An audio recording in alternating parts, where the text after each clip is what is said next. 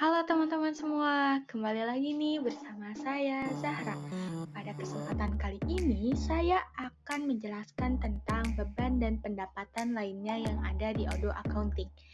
Yuk kita simak apa sih itu beban dan pendapatan lainnya. Sebelum itu, kalian ada yang udah tahu belum sih apa itu beban dan pendapatan lainnya? Kalau belum tahu, yuk kita simak apa itu beban dan pendapatan lainnya. Dalam Odoo Accounting, beban dan pendapatan lainnya merujuk pada kategori transaksi yang mempengaruhi laporan keuangan perusahaan, seperti laporan laba rugi dan neraca. Kalau tadi merupakan pengertian secara general, sekarang merupakan pengertian secara spesifik. Beban atau biasa yang disebut expense. Beban merujuk pada biaya yang dikeluarkan oleh perusahaan dalam menjalankan aktivitas operasionalnya. Sedangkan pendapatan lainnya atau other income, pendapatan lainnya adalah pendapatan yang diperoleh perusahaan dari sumber yang tidak langsung berkaitan dengan kegiatan utama operasional perusahaan. Pada beban ini biasanya dibagi dalam berbagai kategori, seperti beban operasional, misalnya biaya gaji, sewa, utilitas, dan bahan baku. Yang kedua adalah beban non-operasional, misalnya bunga utang atau biaya lain-lain yang tidak terkait langsung dengan operasi utama perusahaan. Dan yang terakhir adalah beban depresiasi atau pengurangan nilai aset tetap.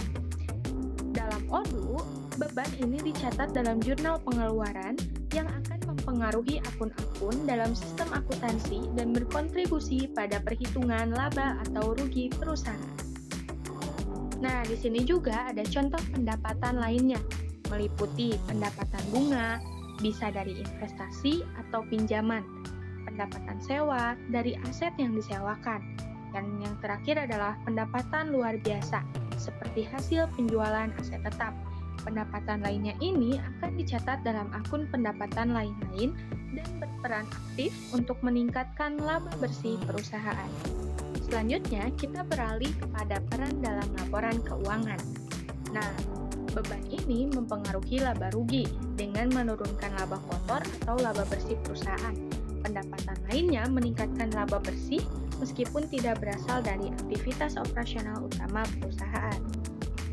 Pada penjelasan terakhir, Odoo Accounting memungkinkan untuk mengelola kedua kategori ini melalui entry journal, di mana pengguna dapat mengklasifikasikan dan mengelompokkan berbagai transaksi sesuai dengan kode akun yang telah ditentukan. Baik, mungkin sekian yang dapat saya sampaikan. Semoga ilmu yang saya sampaikan dapat bermanfaat bagi yang menonton video ini. Dari saya cukup sekian. Wassalamualaikum warahmatullahi wabarakatuh. See you di next video.